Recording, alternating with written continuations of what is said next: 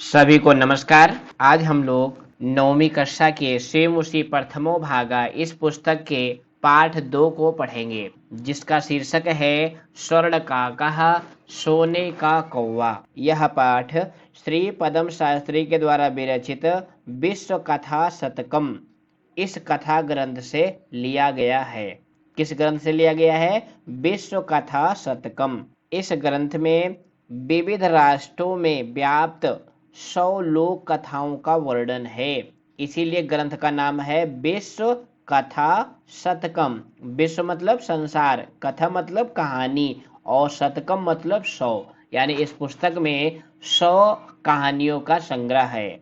यह कथा बर्मा अर्थात म्यांमार देश की श्रेष्ठ लोक कथा है। इस कथा में लोभस्य दुष्परिणामः, लोभ के बुरे परिणाम को, त्यागस्य सुपरिणामः, और त्याग के अच्छे परिणाम को स्वर्णपक्ष काक माध्यमेन वर्णितो अस्ति, सोने के पंख वाले कौवे के माध्यम से वर्णन किया गया है। यानी ये पाठ है, यह हमें यह शिक्षा देता है कि हमें लोभ अर्थात लालच नहीं करना चाहिए। आप सभी जानते हैं लोभः पापस्य कारणम, लालच पाप का कारण होता है। हाँ तो बच्चों, पाठ पढ़ने के पूर्व हम आपको बता दें कि आप पुस्तक और पेंसिल लेकर बैठें। यहाँ पर हमने जो प्रत्येक उदाहरण हैं उनको हाईलाइट कर रखा है। वीडियो के अंत में हम इन सब प्रत्ययों के प्रकृत प्रत्ययों को भी बताएंगे, तो आप वीडियो को अंत तक देखें, जिससे आप पाठ को अच्छे से समझ सकें और अधिक अंक प्राप्त कर सकें। तो आइए पाठ को प्रारंभ करते हैं। पुरा कस्मिंश्चित् ग्रामे, प्राचीन काल में किसी गांव में, एका निर्धना वृद्धा स्त्री न्यवसत, एक गरीब बूढ़ी औरत रहती थी। तस्याह च, और उसकी, एका दुहिता, एक पुत्री। दुहिता का क्या अर्थ होता है बच्चों? पुत्री। बिल्कुल ध्यान रखें, क्योंकि पेपर में कई बार पूछा जाता है कि दुहिता का क्या अर्थ है। तो उसकी एक पुत्री विनम्रा मनोहरा चा आसीत, विनम्र और मनोहर थी। एकदा माता, एक बार माता, अस्थाल्याम थाली में, तंडुलान निक्षिप चावलों को रख कर, पुत्रीम आदिशत अपनी पुत्री को आदेश दिया। सूर्या तपे तंडुलान खगेभ्यो रक्ष, सूर्य की धूप में चावलों की पस्सियों से रक्षा करो। किंचित कालात अनंतरम, कुछ समय के बाद, एको विचित्रा का कहा, एक विचित्र कौवा, समुड्डीय उड़ करके, तस्याह समीपम अगच्छत उसके समीप आया।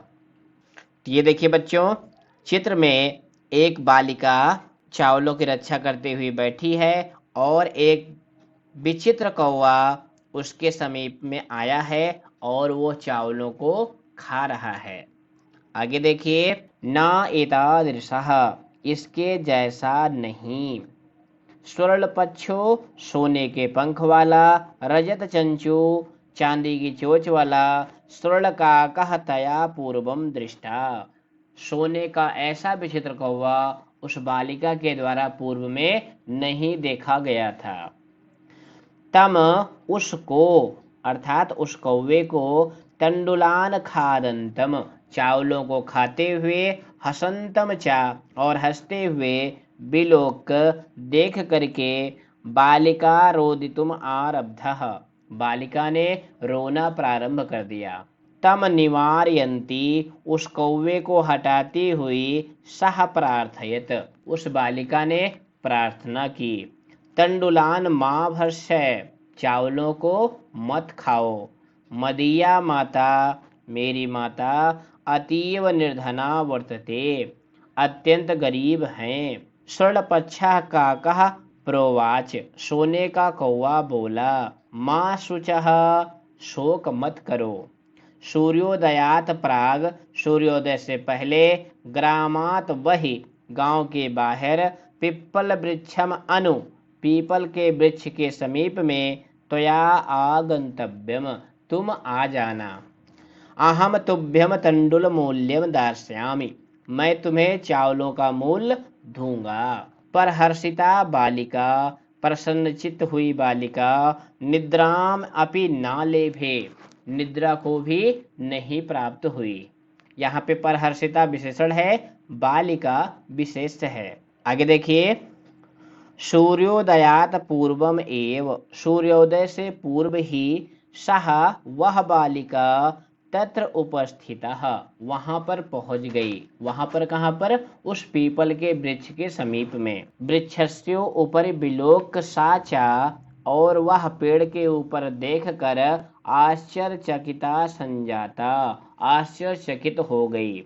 यत, क्योंकि तत्र उस पेड़ पर स्वर्णमय प्रसादो वर्तते, सोने का महल बना हुआ था। अर्थात उस पीपल के पेड़ पर एक सोने का भवन बना था। यदा काका, जब कौवा शयित्वा प्रबुद्धः, सो करके उठा, तदा तब, तेन उस कौवे के द्वारा स्वर्ण गवाक्षात कथितम, सोने की खिड़की से कहा गया, अहो बाले तुम आगता, हे बालिका तुम आ गई। तिष्ठ, ठहरो, अहम त्वत्कृते सोपानम अवतारयामि, मैं तुम्हारे लिए सीढ़ी उतारता हूँ। तत्कथय, तो कहो, स्वर्णमयम, सोने की बनी हुई, रजतमयम, चांदी की बनी हुई, ताम्रमयम वा, अथवा तांबे की बनी हुई। कन्या अवदत, बालिका बोली, अहम निर्धन मातुः दुहिता अस्मि, मैं गरीब माता की बेटी हूँ। ताम्र सोपान एन एव, तांबे की सीढ़ी से ही आगमिष्यामि, आ जाऊंगी। परम स्वर्ण सोपानेन सह स्वर्ण भवनम आरोहत, परंतु वह सोने की सीढ़ी से उस भवन पर पहुंची। अर्थात कौवे ने उस बालिका की उदारता को देख करके उसको सोने की सीढ़ी से ऊपर चढ़वाया। आगे देखिए, चिरकालम भवनम, बहुत देर तक भवन में चित्र विचित्र वस्तुओं को सज्जितान दृष्ट्वा, सजी हुई देख करके। अर्थात बालिका जब भवन में पहुंची तो भवन के अंदर का नजारा देख करके सह विस्मयम गतः, वह विस्मित हो गई। श्रांताम, ताम बिलोक, श्रांताम थकी हुई, ताम उस बालिका को, बिलोक देख करके, काकः अवदत, कौवा बोला, पूर्वम लघु प्रातराशः क्रियेताम, हे बालिका तुम पहले नाश्ता कर लो। वद, कहो, तुम स्वर्ण स्थाल्याम भोजनम करिष्यसि, तुम सोने की थाली में भोजन करोगे, किम वा रजत स्थाल्याम, अथवा चांदी की थाली में, उत ताम्र स्थाल्याम, अथवा तांबे की थाली में। बालिका अवदत, बालिका बोली, ताम्र स्थाल्याम एव अहम निर्धना भोजनम करिष्यामि, बालिका ने उत्तर दिया, तांबे की थाली में मैं गरीब भोजन करूंगी। तदा, उसके बाद, सह आश्चर्यचकितः संजातः, वह आश्चर्यचकित हो गई। यदा, जब, स्वर्णकाकेन, सोने के कौवे के द्वारा, स्वर्ण स्थाल्याम, सोने की थाली में, भोजनम परिवेशितम, भोजन परोसा गया। न एतादृशम स्वादु भोजनम अद्यावधि बालिका खादितवती, न एतादृशम, इसके जैसा नहीं, स्वादु भोजनम, इतना स्वादिष्ट भोजन बालिका ने आज से पहले नहीं खाया था। अब बालिका ने इतना स्वादिष्ट भोजन क्यों नहीं किया था? क्योंकि वो गरीब माता की पुत्री थी, इसलिए उसको इतना स्वादिष्ट भोजन इसके पहले नहीं मिला था। उसके बाद देखिए, काको अवदत, कौवा बोला, बालिके, हे बालिका, अहम इच्छामि, मैं चाहता हूँ, यत, कि, तुम सर्वदा अत्र एव तिष्ठ, तुम हमेशा यहीं पर रहो। परम, परंतु, तो माता तो एकाकिनी वर्तते, तुम्हारी माता तो अकेली हैं।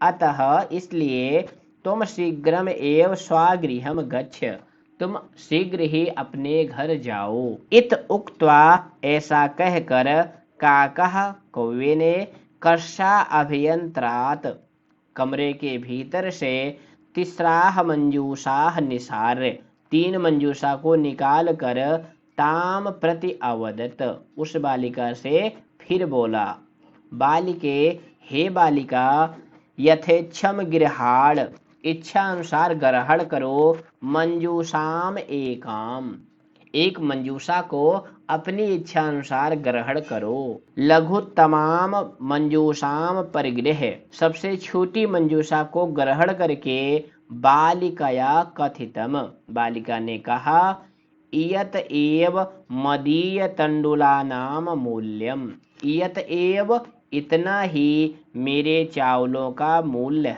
है।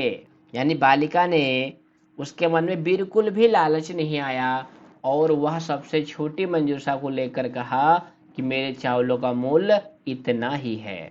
आगे देखिए बच्चों, गृहम आगत्य और घर आकर के तया मंजूषा उद्घाटितः उसके द्वारा मंजूषा खोली गई। तस्याम उस मंजूषा में महाहर्याणि हीरकाणि बहुमूल्य हीरे जवाहरात बिलोक देख करके सह परहर्षिता वह प्रसन्नचित होकर तद दिनात धनिकः च संजातः और उस दिन से वह धनी हो गई। यानी बालिका को लघु मंजूषा में हीरे जवाहरात प्राप्त हुए और उस दिन से वह अमीर हो गई, धनी हो गई। आगे देखिए, तस्मिन एव ग्रामे उसी गांव में एका अपरा लुब्धा वृद्धा न्यवसत एक दूसरी लालची बूढ़ी औरत रहती थी। अब यहाँ पर देखो बच्चों, अपरा लुब्धा ये दोनों विशेषण पद हैं, वृद्धा यह विशेष पद है। तस्याह अपि और उसकी भी एका पुत्री आसीत एक पुत्री थी। ईर्ष्यया ईर्षा के द्वारा सह तस् स्वर्णकाकस रहस्यम ज्ञातवती उस लालची वृद्धा स्त्री ने सोने के कौवे को रहस्य को जान लिया। सूर्या तपे तंडुलान निक्षिप सूर्य की धूप में चावलों को रख कर तया अपि उस लालची वृद्धा स्त्री के द्वारा भी स्वासुता रक्षार्थम नियुक्ता अपनी पुत्री को रक्षा के लिए नियुक्त किया। तथैव उसी प्रकार स्वर्णपच्छा काकः तंडुलान भक्षयन सोने का कौवा चावलों को खाता हुआ ताम अपि उस दूसरी बालिका को भी तत्र एव अकारयत उसी प्रकार किया। किस प्रकार कि उसको चावल खाया और पीपल के वृक्ष के समीप बुलाया। आगे देखिए, प्रातः तत्र और सुबह ही गत्वा सा वह दूसरी बालिका उस पीपल के वृक्ष के समीप जाकर काकम निर्भरत सेंती कौवे को उलाहना देती हुई प्रावोचित बोली, भो नीच काक हे नीच कौवे अहम आगता मैं आ गई। अब ऐसा कौन कह रहा है? देखिए बच्चों, ये चित्र में दूसरी बालिका है जो लुब्धा वृद्धा स्त्री की बेटी है। जो लालची बुढ़िया है ये उसकी बेटी है। और ये देखिए कौवे को उसने क्या कहा, भो नीच काक हे नीच कौवे अहम आगता मैं आ गई। मह्यम तंडुल मूल्यम प्रयच्छ मेरे चावलों का मूल्य दे दो। काको आब्रवीत कौवा बोला, अहम त्वत्कृते सोपानम अवतारयामि मैं तुम्हारे लिए सीढ़ी उतारता हूँ। तत्कथे तो कहो स्वर्णमयम रजतमयम ताम्रमयम वा सोने की चांदी की या तांबे की। गर्वितया बालिकया प्रोक्तम उस घमंडी बालिका ने अर्थात अभिमानी बालिका ने कहा, क्या कहा? स्वर्णमयेन सोपानेन अहम आगच्छामि मैं सोने की सीढ़ी से आऊंगी।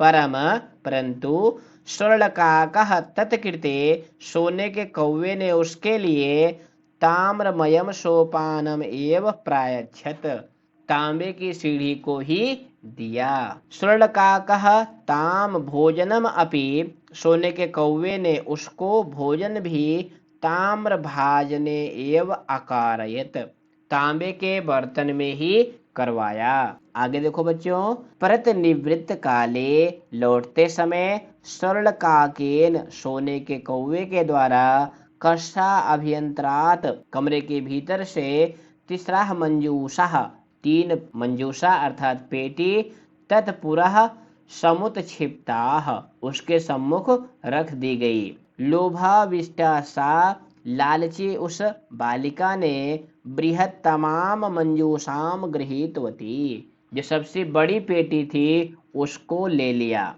गृहम आगत्य, और घर आकर के, सह तरसितः, वह प्यासी नजरों से, यावत मंजूषाम उद्घाटयति, जब मंजूषा को खोलती है, तावत, तब, तस्याम, उस मंजूषा में, भीषणः कृष्ण सर्पो विलोकितः, उसने भीषण काला सांप देखा। लुब्धया बालिकया लोभस्य फलम प्राप्तम, लोभी बालिका को लोभ का फल प्राप्त हुआ। तद अनंतरम सह लोभम परिअत्यजत, उसके बाद उस बालिका ने कभी लोभ नहीं किया। तो इस तरह बच्चों आपने पाठ को पढ़ लिया। अब हम लोग देखेंगे कि पाठ में जो प्रत्येक उदाहरण आए हैं उनको अलग करेंगे। कुछ उपसर्ग को देखिए, यहाँ पे ये उपसर्ग का उदाहरण है परिअत्यजत।